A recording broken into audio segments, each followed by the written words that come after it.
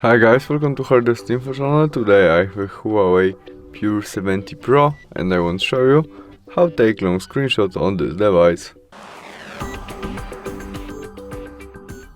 To do that, in the first step, open websites or settings application, something would have more information than you have on the one side of screen, where we can scroll something.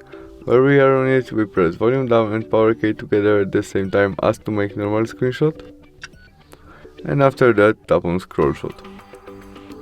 And now it is scrolling and adding more information. When you have all we need, we must tap on the screen to stop it and finish creating our long screenshot, maybe right now.